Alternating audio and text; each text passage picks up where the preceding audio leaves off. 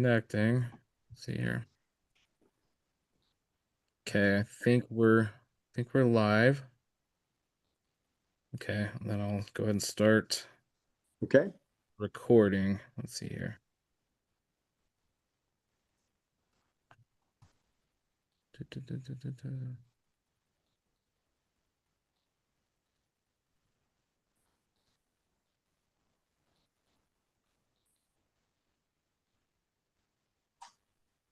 Maybe.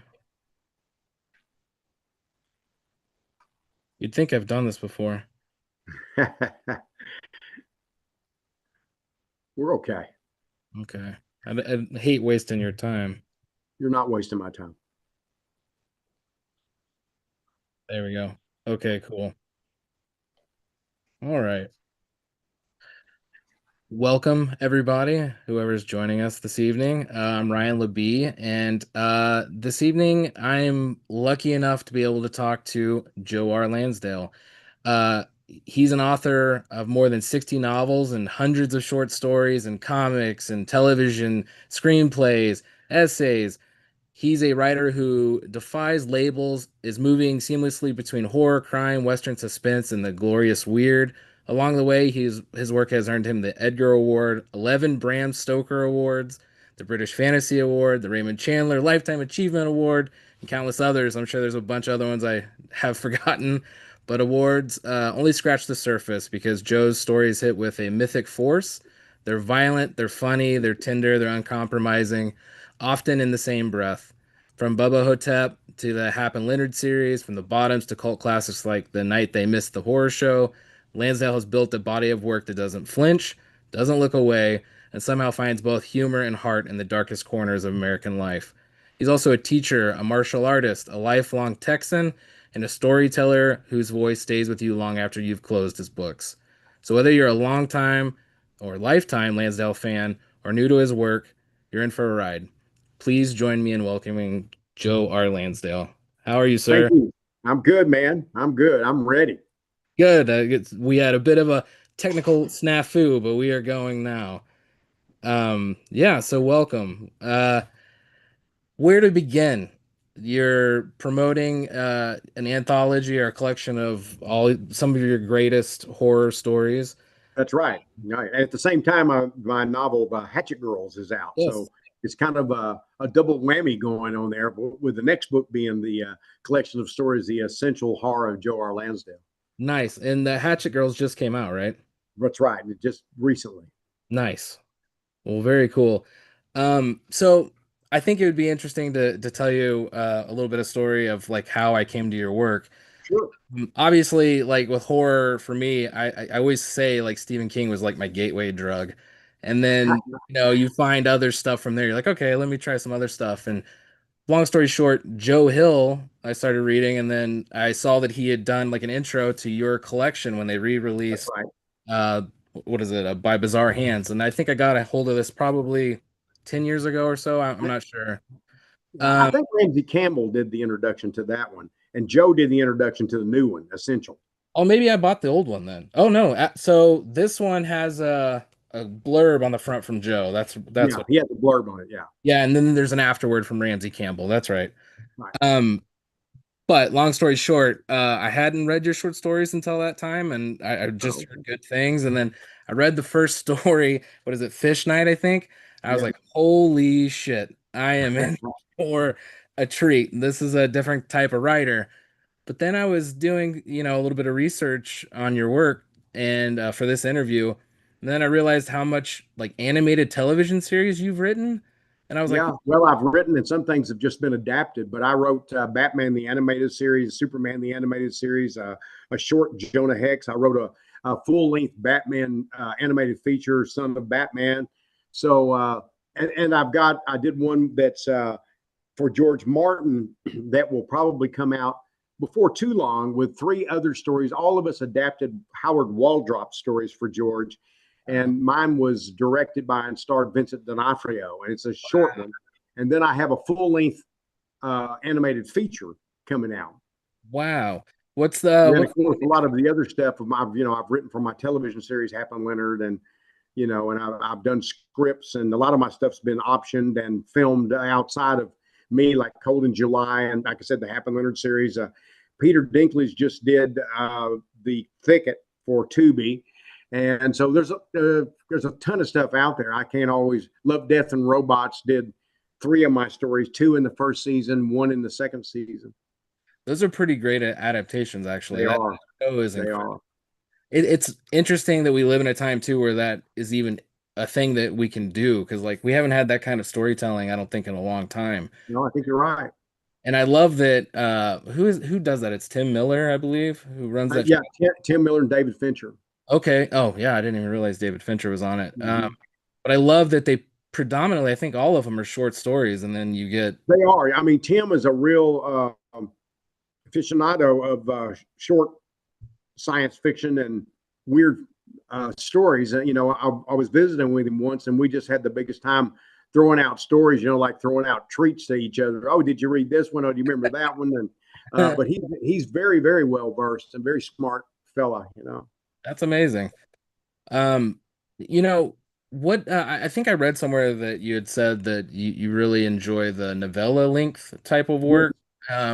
But do you find yourself drawn to that level of like work or that length, or when you sit down to write a story, where do you just let it take it where it's going to go, or how do you Yeah, determine? pretty much. I mean, I know that if I'm writing a novel for a publisher, that it's going to be a novel, when I start the novel. But a lot of times I'll start things and I have no idea what they're going to be. And sometimes I'll do 10 pages, maybe 100 pages and put it aside and then work on whatever it is that I'm already agreed to do. And then I'll come back to that later. And a lot of the books that and stories I publish are things that I had an idea for, but I don't plot. I don't ever really know what they're about.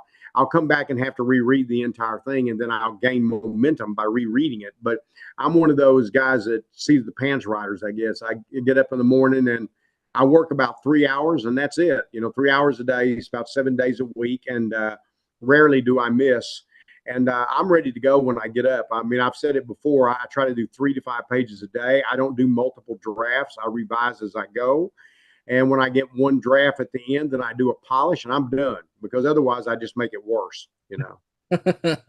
That's fascinating. I, well, obviously I'm not accomplished as you are, but my writing, I don't think I could do that. That's fascinating that you're able to polish as you go and not have to do like drafts. Yeah. Well, when I do that, probably by the time I get to the end, about 98% of it's right. And then the other 2% is that polish that I do. Mm, And, there's always somebody might say, like an editor or a proofreader might suggest something later on. And I always listen, but I don't always do it. If, mm, if I don't think it's workable, I don't do it. Or if I don't think it adds anything, I don't do it. But if I think that's a good idea, which, it can be for sure, then yeah, I'll make that change or that revision. yeah.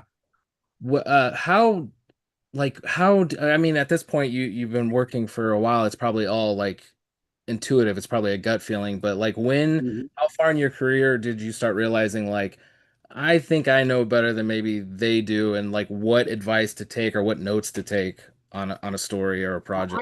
I, I don't know that I know that yet. That's But great. what it is that I've said this before, and it's probably starting to wear thin, but it's the truth. Is I write like everybody I know is dead. I don't write for other people when I'm writing, because if you do, you're just going to mess up. I mean, there's some people can do that. I know a few people that just have that knack, but I don't know what everybody wants. And frankly, when I'm starting and writing, I don't care.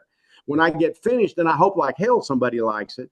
And my attitude is that if I like it, then I'm probably going to find some audience out there that likes it or understands it. But if I did that, then there's a lot of things that I've written that I think came out quite well that I might not have written if I were sitting there thinking who's going to be offended or who's going to be not like this particular approach or whatever that particular angle is.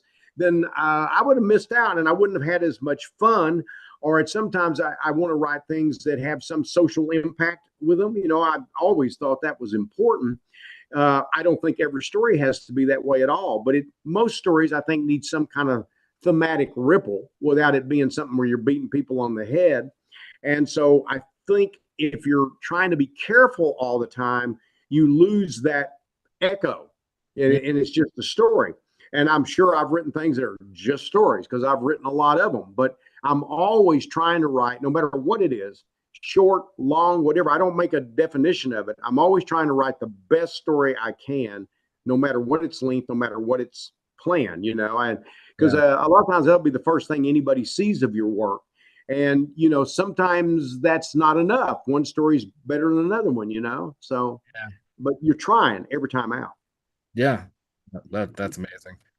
Um, so I think I don't know if I read it or I saw an interview of you talking about this, but you'd mentioned that your father, I believe it was your father, maybe it was your grandfather, rode on trains and Yeah, boxed. it was my father. My father was 42 when I was born. So he was born in 1909. And during the Great Depression, and it wasn't his constant job, but what he would do to try to make a little extra money, and because he liked doing it, they were doing almost mixed martial arts when he wasn't a martial artist per se. He did boxing and wrestling, and he picked up some throws and things.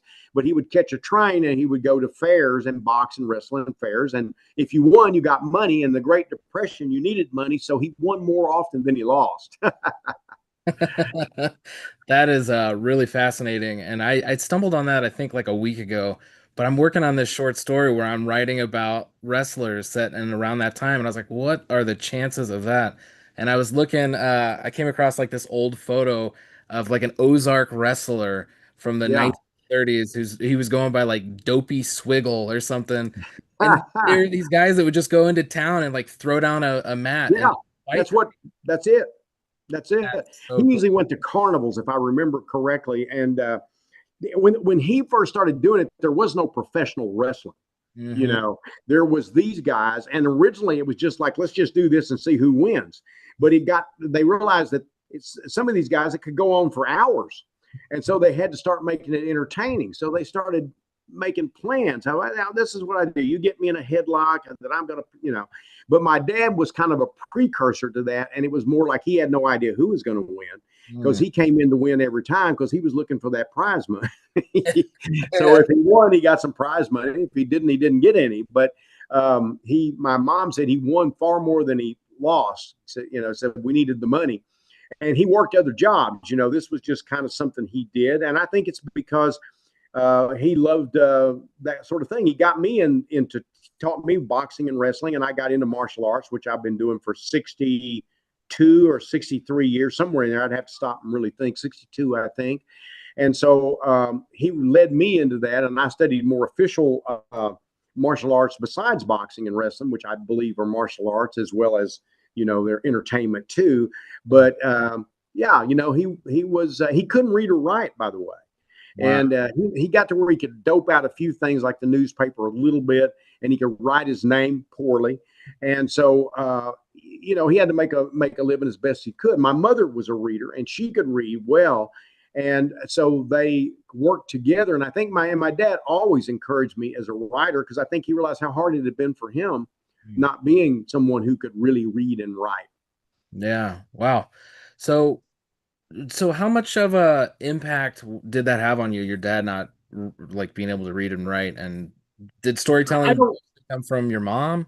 Yeah, I think no, my dad was the storyteller, but my mom was the reader. My mom put books in my hands, and my mom was always interested in reading and writing. And when I was 4, my sister-in-law, Mary, because my brother was 17 years older than me. Wow. He just died last year, Oh, I'm and sorry. he was 89 or something. And then my sister-in-law died right behind him. I think she was 87 or something like that. I don't know exactly.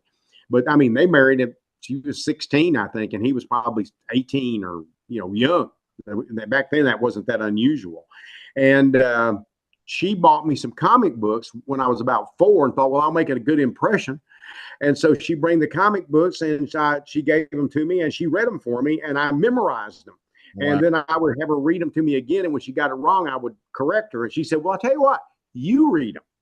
And so she and my mother actually taught me words and taught me how to read. And so by 4, I was reading comics, and then I discovered probably little funny animal comics, and Casper type stuff, things like that. And then I moved into like Superman, because there was a Superman television series then. And so I started reading Superman, and that led me to Batman, my all time favorite. but I read all the DC comics and I became quite a fanatic. And then that led me to Classics Illustrated. I don't know if you know that, but there used to be a line of comics called Classics Illustrated. And it exists again. They've been revived. But what they did is they adapted famous classic novels and short stories. Ah, And so I read those and I thought, wow, these are great. So very, very early on, I started reading this actual stories and the actual novels. And my mother got me a collection of Edgar Allan Poe when I probably was too young to be reading that stuff. And I read the Iliad and the Odyssey and all that when I was probably 9 or 10. And then I discovered Edgar Rice Burroughs and I went crazy then. I mean, I wanted to be a writer before that, but when I read him, I had to be. mm, When I was doing the comics, I was writing and drawing my own comics. And I was a little genius artist when I was 4. And when I was 6, I was still that same artist. And when I was 12, I had not improved. So it turned out my mother was wrong. I was not a genius artist. But my storytelling improved. And it led me to wanting to be a writer, not because I thought it was a career. I just thought, oh, stories. I love stories. But when I found out from reading Burroughs and in the back, it talked about his life and what he did, I thought, oh, people get paid for this? I don't have to work in a factory. Wow. I don't have to work in a, aluminum chair. I did work in an aluminum chair plant, but I don't have to do that for the rest of my life if I can do this. And that started me on that path. that's awesome. I was actually going to bring that up. I had read, or I think I probably heard you talking about it in another interview, but you talked about working in a chair factory and Yeah, you were naming off all these things you did. I was like, holy hell, he had like a whole life I before did. writing. Yeah, So many things. And I can really resonate with that because I'm from like a small town in Missouri that nobody knows where it is unless you're from there. And my first job was at a meat packing plant. And so it's okay. like from the kill yard to packaging it into Did plastic, it all. did it all, start to finish. And it kind of reminded me of that. It's like, Yeah, it's exactly the same thing. So I mean, I did aluminum chair factories. I worked. They had a summer program where I could work for the street department in Gladewater, Texas. mm, And what I did was I would some days we'd pick up garbage, some days we would actually work on the street and maybe follow behind them laying out asphalt and throwing gravel on this hot burning asphalt. And then sometimes it was a lot sewer type stuff, and then sometimes it was picking up brush or dead animals. And so during the summer, I would do that. And then I got a job tearing down old houses and buildings for people. And with a friend that we did that for a while. And then I went to work in the aluminum chair factory. I went to work in a mobile home factory. I mean, I was a bouncer a little bit, kind of off and on now and again. But I mean, I did a lot of stuff. And my wife and I, when we got married, we became organic farmers and had a goat dairy as well as farm. And we sold vegetables and we sold goat's milk and we raised everything we ate, wow. both meat and vegetables. And all of that, I plowed with mules. We did all of that stuff. It was kind of the back to the land movement, but it was also cheap for us. We could do it. And my whole plan was I'm going to do this so I can sit down and write. But what I found is that was daylight to dark. And I was writing, but boy, was I tired. Mm, And so then I got a job at Goodwill Industries working as first a traffic manager, then public relations. But that gave me time when I would come in at night from about 10:30 on. I would write till 10:30 or midnight, whichever came first, because I had to go to sleep, get up and go to work. And I started teaching myself. And I worked in the rose fields then because we needed more money. And we both went to work in the rose fields, which was tough, hard work. And then my wife got a job at loading meat into a refrigerator car. And my work got sort of messed up because we had this terrible winter. And I'd also found a dead body with my boss. And I just thought, wow, here's this guy. It made me think of mortality and think if I'm actually going to write, I need to do it. And with all this bad weather, my wife said to me, look, I've got a solid job. You take 3 months off and you write every day. But when I come home, you better have something written. And I thought, yes, ma'am. yeah. And so I didn't know better. I wrote a story a day. I wrote 90 stories in 90 days because I literally had 90 days. And then I sent them all out. And over a 4-year span because back then we put them in an envelope with a return envelope and you sent them out and you waited for results. But the markets were more. I mean, I might send one story to 15 markets and get 15 rejections on that one story. And I had 90 of them. And so over 4 years, because it took that long for them to kind of cycle in and out, I had 1,000 rejects. We used to talk, we could plaster the wall with them, but it got a lot of crap out of my system and it taught me a lot because I wrote a lot. I mean, I had a manual typewriter. I was doing it on a manual typewriter. And then I started selling a few stories. And eventually I got an electric typewriter, which was one of those still had keys. But when I would type, I would, at the end of every year, I had to buy a new typewriter because the keys would fly off because I was writing so hard and so fast. And then, gradually I got on the Selectric and then moved into the Selectric was IBM Selectric was a typewriter that was famous for durability and all.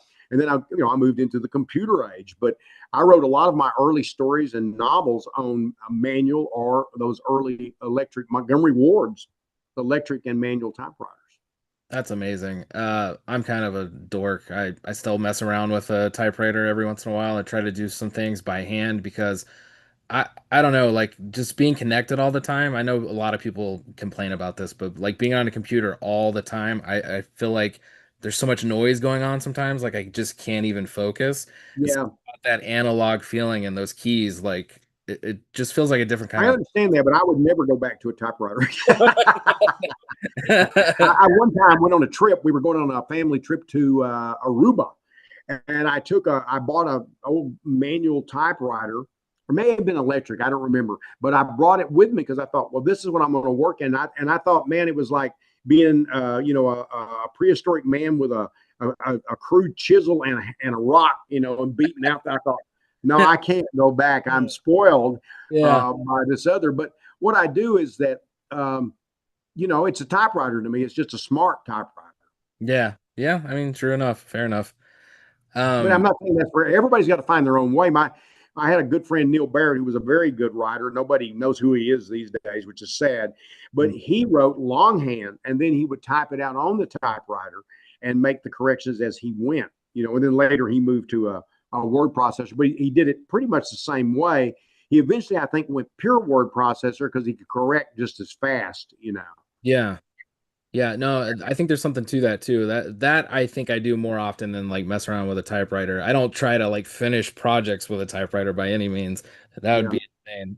Yeah, I don't even know if I could type on one anymore. It seems like so much Hard. work. I always people that said, "What's the most important class you ever took in high school?" Typing, Mm, without a doubt, typing. That was it.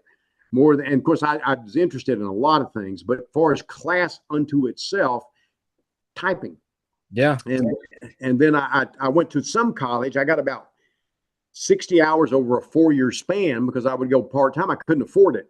And Mm, so I would work jobs, pay for a little bit. My wife and I would go. She eventually got her degree in criminology sociology, a double degree. And I started selling. I said, this is what I want to do. And so I just never finished it. But I loved college. I really did because I grew up curious. And when we were growing up, everybody wanted to get a college education because it really made a difference then. yeah. And it wasn't necessarily affordable then, or I'd have probably had a degree, but it was far more affordable then than it is now, and far more realistic in your choice because it really did lead to a better life. I don't know that it does now.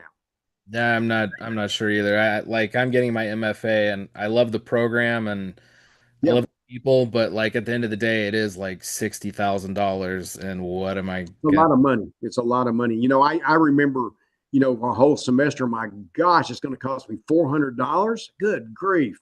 Yeah, Now $400 then was different than it is now, yeah, for but sure. still, that the jump is proportion is not the same. I mean, it's outlandish how Oh much yeah. it costs now. And I think I had a poor person scholarship for the first year or something, and then after that, I had to make enough money to keep going. Yeah. And I had student loans too, but my student loans in the end were not as massive. They were payable, and I did pay them off. Oh, congratulations on that. That needs to be anyone who can do that. Yeah. So I was gonna talk to you about this through line I noticed, and maybe I'm finding something that isn't there. But I went back and watched your episode that you wrote of Batman the Animated Series, one of them. I wrote four of them. I wrote three on that and one on what was it, Batman and Robin New Adventures or something Yeah, like that. yep. And then you've got several Superman too, but specifically there's one called Perchance to Dream. Do you remember that Yep, one? Okay. yep, certainly. So what I found really fascinating about that is I watched this episode, and then for anyone who doesn't know, it's like a dream episode sort of. It's Yeah, Batman wakes up as Bruce Wayne and his life is totally different. It's like what if his parents hadn't died and what his life would be like. Long story short, I heard you in another interview talk about like one of my biggest fears is waking up and all of this is a dream. yes. That seems to like reoccur throughout your work. Where do you think that comes from? I think probably being poor and I wasn't unhappy, but I didn't want to stay there. That was both of my parents worked very, very hard to give me what opportunities that I was able to get to have a better life, and that meant education. And though like I said, I never finished college, I was always curious. My mother was always she introduced me to things like anthropology, which I majored in anthropology and archaeology, and later I think at one point history, and then humanities, different stuff. But she was the one who put those books in my hand, so I was getting my education that way. So I was able to start doing this dream that I had, which was I want to write for a living. And when I first started, I thought I might have to work part time. I thought I might have to get a degree and work as a professor until I could retire and write. But I wasn't in love with any of those ideas. And I wrote and I started, being able to do it. And I'm so happy doing it that, yeah, sometimes I think, what if this is all not real and I just wake up, you know? The only advantage of that being is I'd probably be 12. So there's that. You get to do it all over Yeah, I do again. it all over. That's amazing. I just thought that was really interesting, and also kudos. Like the story you tell in that episode is really fascinating to see it. Like 30 something years later, you hit on so Yeah. many ideas that come up in pop culture, like years down the road. Like it almost feels like the Matrix before the Matrix too. You're like touching on little themes. Yeah. Well, they had an idea. They gave me the basic idea, but I expanded that idea Okay. and made it more my own. The dialogue and everything and my approach to it was my own. And that's what they do. So we got this idea, that he's got an alternate life from the Mad Hatter and all that sort of stuff. So then they give you those clues and you go, okay, I can do this. And I greatly enjoyed it because I was a Batman fan, still am a great Batman fan. And to have that opportunity and to be a DC, I'm a DC guy, not a Marvel guy, although I like both to some degree. Same. But I just thought, man, this is a dream come true within a dream that's already come true that I'm a full time writer. By the time I was 29, I wasn't doing anything else.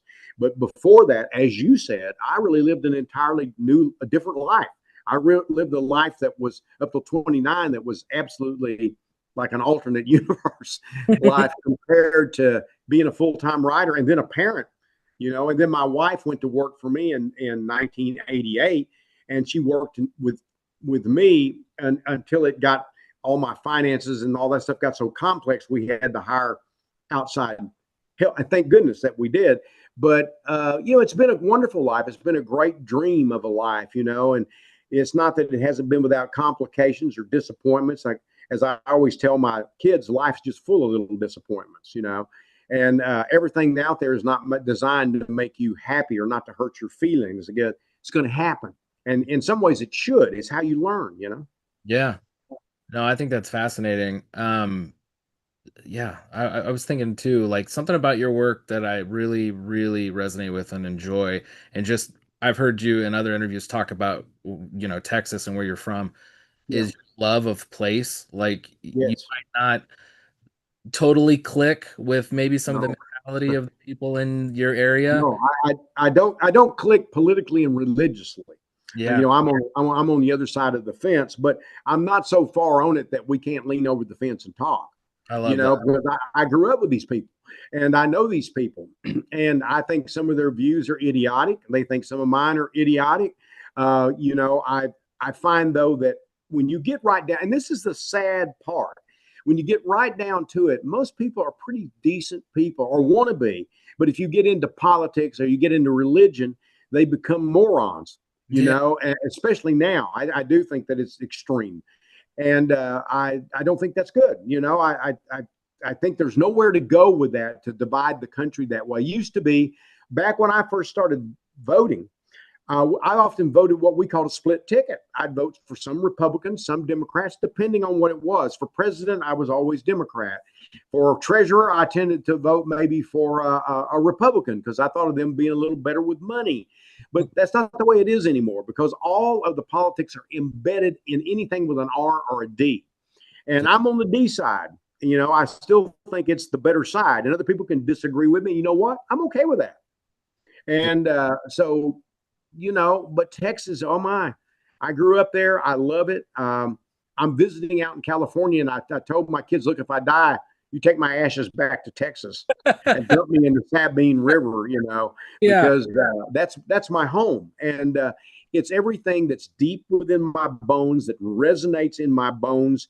It's like those old cartoons where the skeleton has the bones and he's playing the instrument that's made out of bones, Yeah. Yeah. and that's the way it is. All that stuff has affected my life and changed me and made me happy and given me the ideas. Mark Twain once said, you spend the first third of your life having fun and the other 2/3 remembering it. Wow. and mine's been more fun. It's been fun mostly. I've had some, recently I've had some an operation that was for a hernia from martial arts go wrong. And I had to learn how to walk all over again. I had to learn how to stand all over again. But I did it through martial arts, through willpower, through the help of my family and physical therapist, the whole thing. But that was a disappointment. But you know what? My life is good, and I would not trade it with anyone. I have so much fun, and financially I'm okay. Morally I'm okay. I enjoy getting up and going to work every morning. And I had to relearn how to do that. I had to go 15 minutes, 30 minutes, an hour back up to my 3-hour window, Yeah. So has my life been good? Damn straight. My wife and I have had such a wonderful life. And and this is not a secret, she acquired Alzheimer's. And so she got to the point I took care of her 5 years. She's now in a place where she's being taken care of and where I can visit and see her and have somebody I've hired to go in and take care of her secondary to the place. So those are life's disappointments. But people who think, gee, that makes the rest of your life suck or it's destroyed you, you can't think like that. You just can't.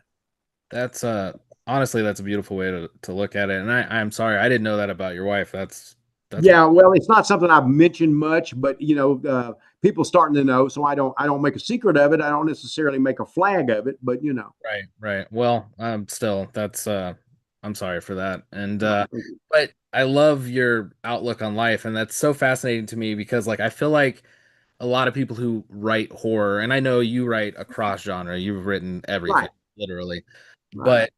But you are talking about horror, we are talking about horror, and that to me, I always find like people who write about awful, terrible things tend to be like really genuine, good people for the most part. Like the people I've met have been really good people. Yeah, most are. It's therapy. It's what we're doing. Yeah. We're doing our own therapy. Yeah, yeah, exactly. Yeah, it's fascinating to me. And has that always been your outlook on life? Have you always been this Yeah, positive? That's yeah, very much the same. wow. You know, it's like when I couldn't walk and I woke up and I'm screwed up, and and it damaged certain things in my. I was always the healthiest person that alive. I mean, I just didn't get sick, nothing.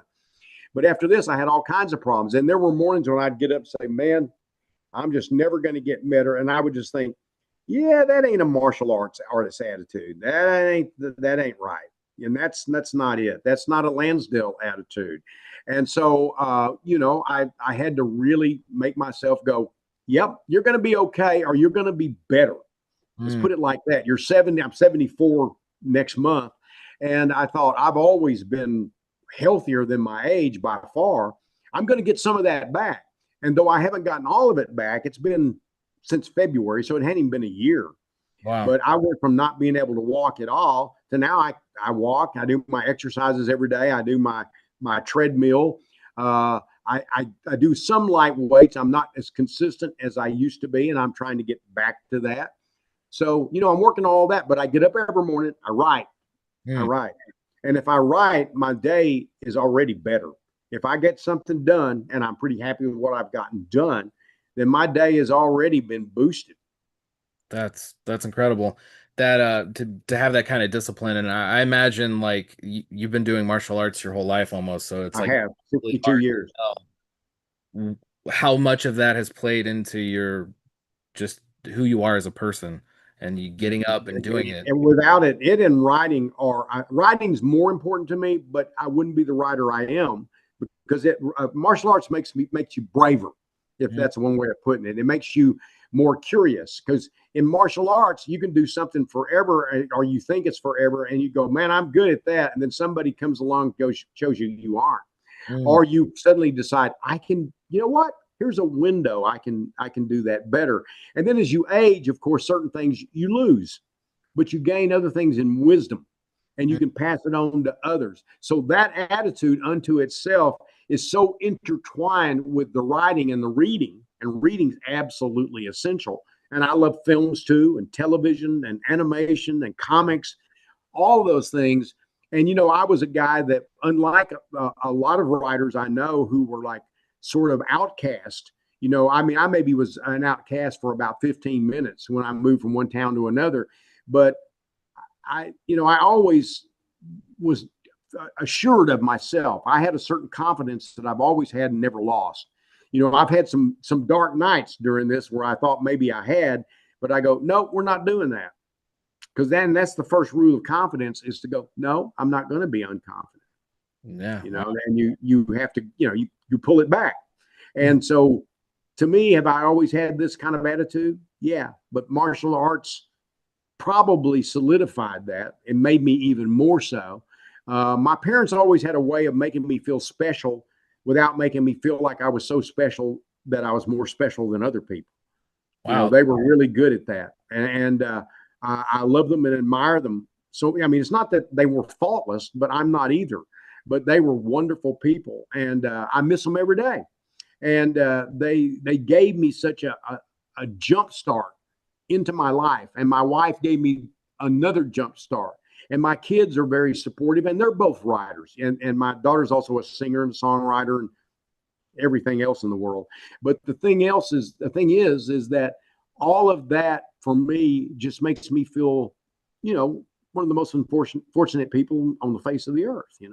That's beautiful. I don't have other words for that. That's just beautiful, and congratulations on that. Well, thank you. It's Yeah. real to me, and that's what counts. Yeah, exactly. And I think that is something important to like touch on. Like as writers, sometimes it's hard to do the day to day, and you do need people that can be there for you to be supportive. Yeah, It's you do. I've been doing this so long that to get up and write every morning and to do that is not that big an effort for me. Do I ever have a bad day? Sure, but do I have them very often? No. Do wow. I ever take time off? Rarely, because it's only 3 hours. So I don't tell myself, well, do I occasionally say, I'm going to take the day off, or I'm going to watch movies today, or I'm going to just read today? Does that happen? Yeah. Does it happen often? No, because I can read after I write. I Mhm. can watch a movie after, because I'm my own life. I don't have a job to go to anymore. I haven't had. I went full time when I was 29, and Wow. I've been full time ever since. And I was selling before that, but I couldn't afford to go until I was 29. And then what I realized when I was 31, I still couldn't afford to go. but I was doing it, and my wife also had a full time job at that point. So, and I was a house dad. I took care of our kids.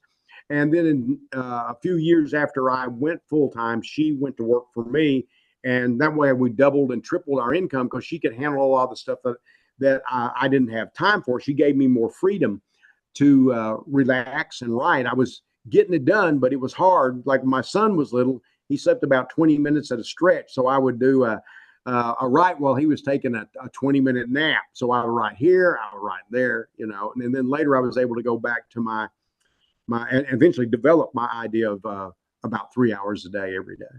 That's incredible. That's also something I resonate with so hard. I work from home and I have a 3-year-old and a 13-year, Yeah. and so I'm also a house dad. And Know what it's yeah, like. I know exactly what it's like, and you're not kidding. You got to fit it, Yeah. you can fit it in. Yeah. Especially Well, with the, my son was 4. My daughter was born. So they're 4 years apart.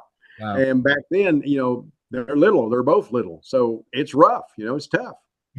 Yeah, it can be. It can Yeah. be.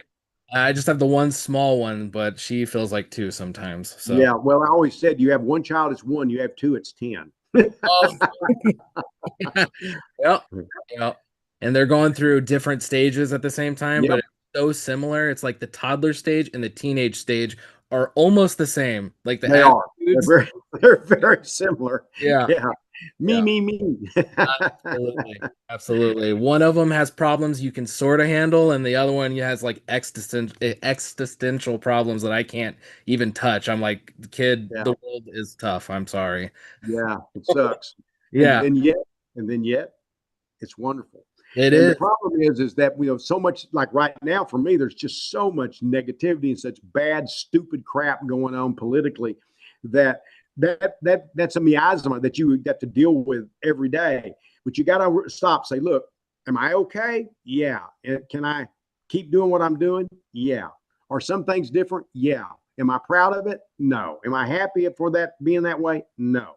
But my life is good, and I'm going to keep it that way, not only through force of mind, but through actual work. And the work itself and the things going on in the world find their way into the work. Hmm. So that's also another thing that I've always found is that I write about what's on my mind, and I It- write about my past experiences. I'm doing a memoir right now. And as I do it, I realize how much I borrowed for stories and novels, etc. yeah, no, absolutely. That to touch on that, is there any maybe not something like recent because there's so much going on in the world that it's just like every day is something new and it's touchy. But is there anything like one of the stories, maybe even that appear in this collection that something spurred that idea? Is there anything that you can Well, think? there's a lot of them. I mean, Night They Missed the Horror Show. I grew up in the 50s and 60s, and racism was alive. And when I wrote that story, I didn't want to, write a story that just kind of said, well, there were racists. I wanted to show how raw and how ugly it was. And at the same time, weave humor through there to sort of humiliate that kind of people and to show the reality of racism because it was real. And by dressing it up in nice, comfortable clothes is not doing yourself any service when you're talking about something like that and you're trying to make a point Yeah. because you want to make that point. And I remember when black people couldn't even go to the same water fountain, the same toilet, the same movie theater. They could go to the movie theater, but they had to go upstairs to the movie theater while the rest of us went downstairs. And you went to a bus station, they had their line, white people had their line, so on and so on and so on. So when people tell me, oh, things weren't really that bad, oh, what the hell with you? I was there and I wasn't a black person. Think about how much they had to deal with just Yeah. with me seeing it and being offended. Think about them. Yeah. That is something too that I think is so powerful in your work, even from like the earliest stuff that's in the collection or anything I've read of yours is you're not afraid to like to go there. Use words that are uncomfortable Yeah, that and they're supposed to be uncomfortable. It's not because I use those words yeah, in my absolutely. day-to-day life or that I think they're happy words. I'm not an idiot. But and you've got a new readership that have become sort of idiotic because if they see a word that offends them, oh my God, I can't deal with that.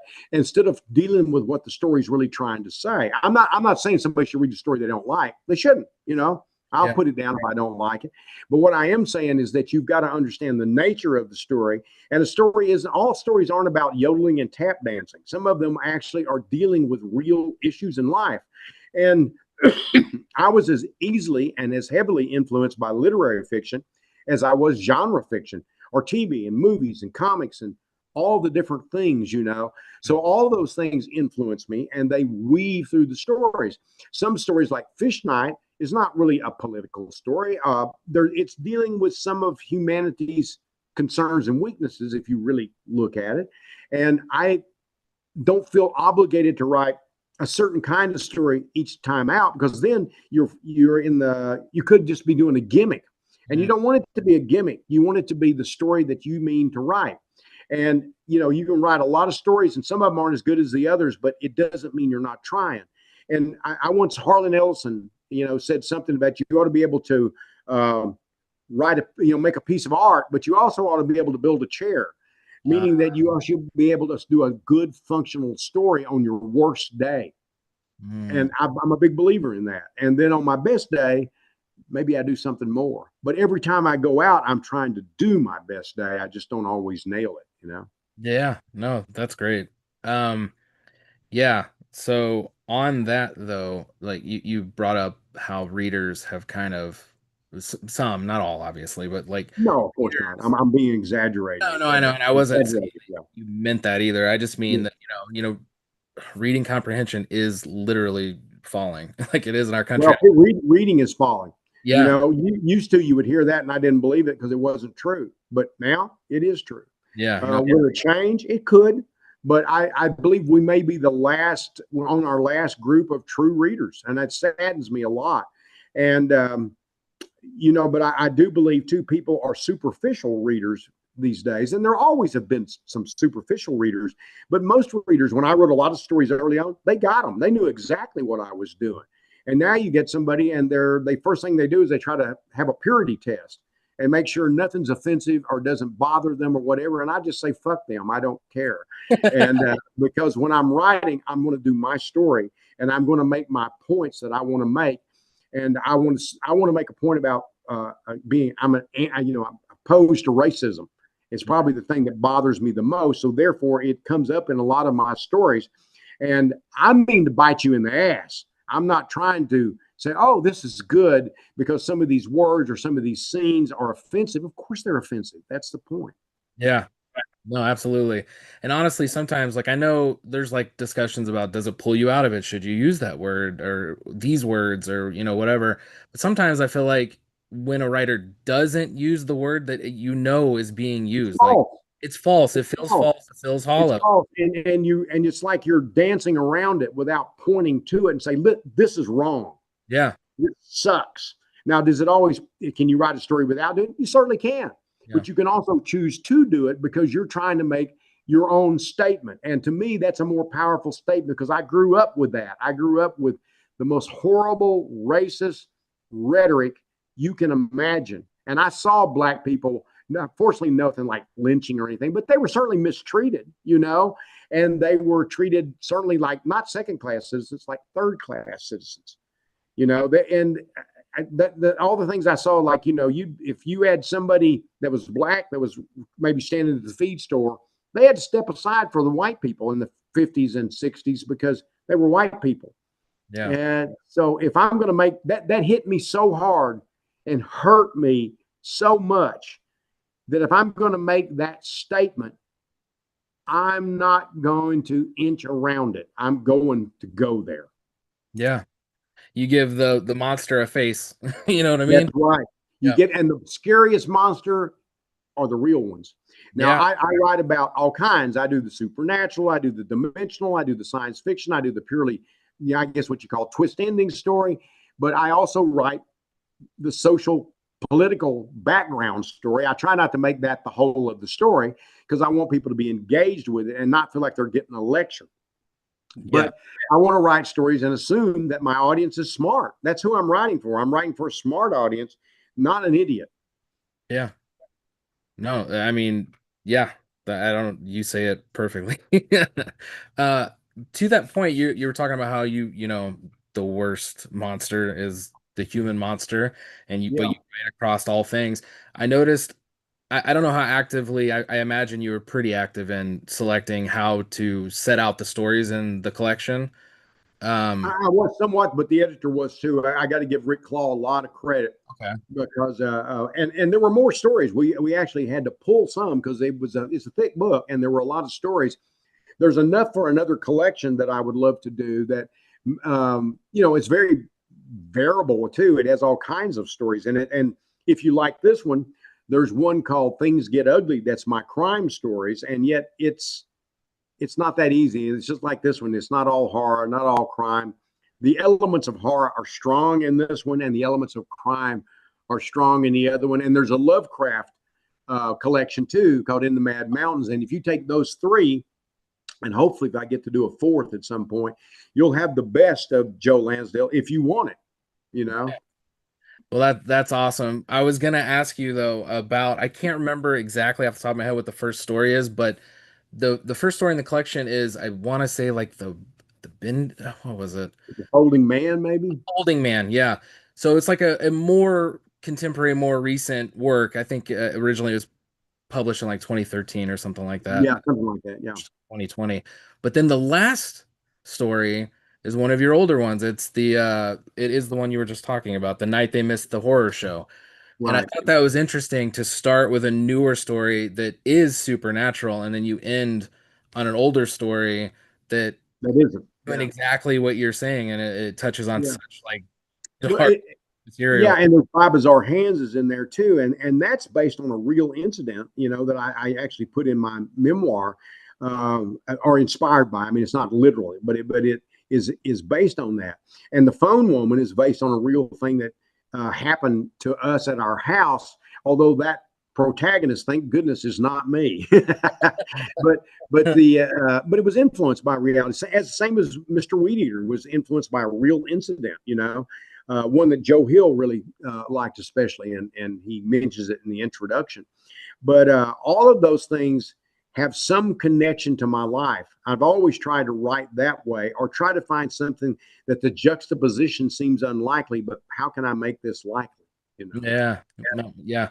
That's interesting. Have you ever this is probably a stupid question, but have you ever had anyone see themselves in one of your stories and bring it up to You you? know, that doesn't happen very often. I think in Hap and Leonard, there are a few people, because Leonard's based on a number of people, both white and black.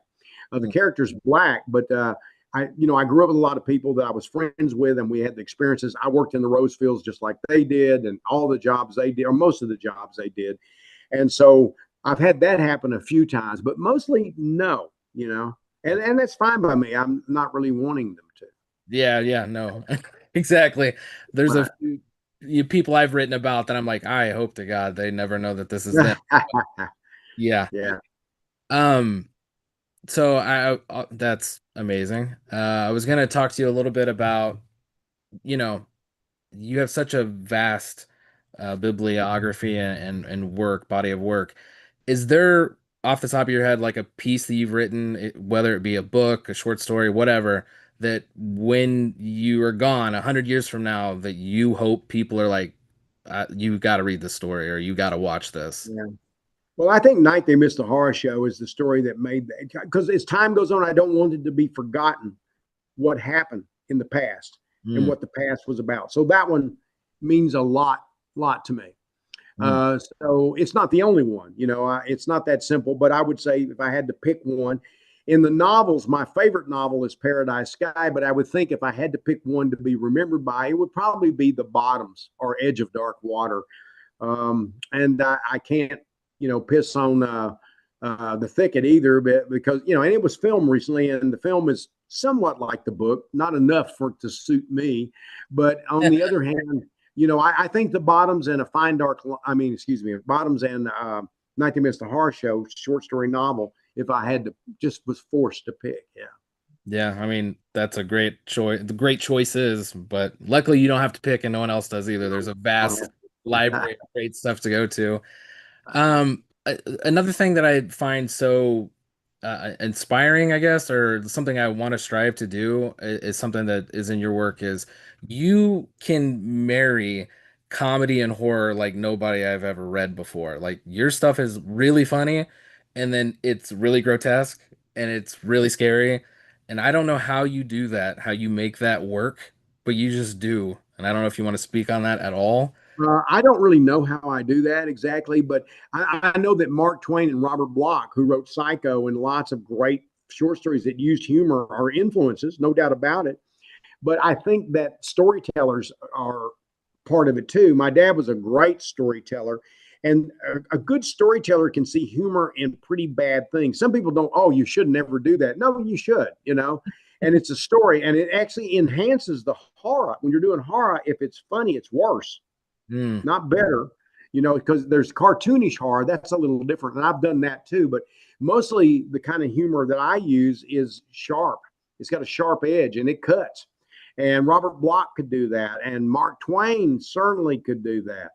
And so I'm sure I learned from them, but I think it's mostly part of my upbringing and the kind of stories I used to hear, because they would start out with something and it would be just terrible and funny, and then it would be terrible again. And it would flow together. It wasn't separate. If you want to write those kind of things, you don't do, okay, now I'm funny, now I'm not. It's gotta blend together. It's gotta wave together. And that's the important difference. I think there's a difference in mixing and blending. Yeah. Mixing is one thing, but blending, I mean, if you say cut up vegetables separate and put them on your plate, you got mixed vegetables on your plate, but they're still separate. But if you put them in a blender, now you got something. You got something that's actually truly mixed and blended. And that's the best kind of martial arts too, where you study martial arts to the point you're going to go, now I'm going to use kickboxing. It's after you've been doing it for a while, one thing should blend, into striking, trapping, all that should blend into one moment. When that moment is offered you, you should be able to respond with it. Writing's the same way. Wow. Yeah. That's amazing. I mean, you're the master at it. Like what is it? Bubba Ho-Tep is one of the funniest things I've ever read, but also it's scary. And then some of the language you start with is so grotesque, but Yeah. you love these characters. Where does something like that even come from? Like, how do you stumble on Bubba Elvis is weird in the sense that, like, just that one, my brother is 17 years older than me, and he lived in Memphis, and he tried to record at Sun Records, not successfully. He did do one recording of his own, but Yeah. he wasn't successful at it. But he met a lady there became my sister-in-law, who grew up and went to high school with Elvis. And so she introduced him to Elvis before he was truly Elvis. In fact, Elvis was working in Lowe's Theater with a flashlight showing people to their seats. I Wow. believe that's what I remember Uh-oh. correctly.